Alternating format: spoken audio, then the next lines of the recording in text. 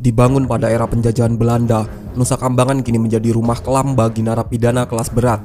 Tidak hanya dijadikan sebagai tahanan para narapidana, Nusa Kambangan juga menjadi tempat saksi bisu eksekusi mati bagi beberapa narapidana. Sejumlah nama terkenal telah merenggut nyawanya di sini, seperti trio bom Bali 2002, yakni Amrozi, Ali Gufron, dan Imam Samudra. Dengan dijadikan simbol perang melawan narkoba dan menampung narapidana, Nusa Kambangan pun tak lepas dari penjagaan yang super ketat. Meski demikian, tak sedikit narapidana yang berusaha kabur dari Alcatraznya Indonesia ini.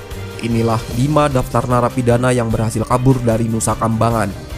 Namun sebelum masuk pada video berikutnya, silakan klik tombol subscribe dan like atau share jika kamu suka video seperti ini, agar channel ini bisa bermanfaat dan selalu eksis. Ingat, subscribe, and let's begin.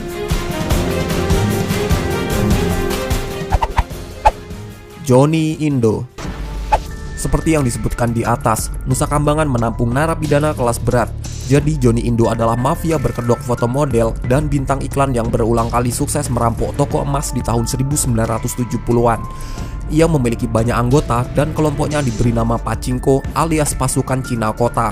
Dan setelah 3 tahun terkurung di Nusa Kambangan sejak 1979, Johnny akhirnya melarikan diri dengan bantuan 34 narapidana pada bulan Mei 1982. Bahkan sudah muncul perintah untuk tembak di tempat jika ada aparat kepolisian yang melihat Johnny. Akhirnya selama 12 hari menghilang, Johnny menyerahkan diri pada polisi di sekitar hutan bakau. Kadarmono alias Darmo bin Sukandar.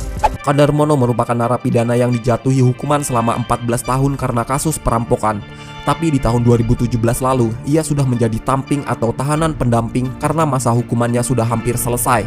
Sebagai tamping, Kadarmono boleh keluar masuk lapas, ia bahkan mendapatkan tugas mengembala ternak sapi. Di masa asimilasi inilah, Kadarmono memanfaatkan untuk kabur dari lapas. Sebelum kabur, Kadarmono sempat membeli 30 bungkus roti di warung sekitar lapas yang diduga untuk bekal selama kabur.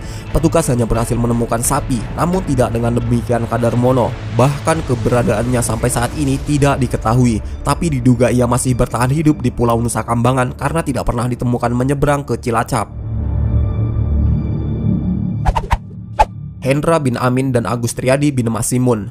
Kedua tahanan ini juga kabur di tahun 2017, tepatnya pada Minggu 9 Juli. Adapun cara dilakukan keduanya agar kabur dari lapas, yakni dengan menjebol plafon dan genteng di atas kamar mandi umum dalam sel. Kondisi plafon memang sudah rapuh dan mudah sekali dijebol. Setelah menjebol dan merusak genteng, keduanya turun menuju pos utama yang tak dijaga. Kemudian Agus dan Hendra melakukan aksi turun dari tembok tinggi dengan menggunakan tali yang dijalin dari sarung. 3 hari pasca kabur, keduanya berhasil diringkus. Mereka ditemukan di sekitar hutan bakau di Nusa Kambangan. Saman Hasan Zaden Leli alias Messi.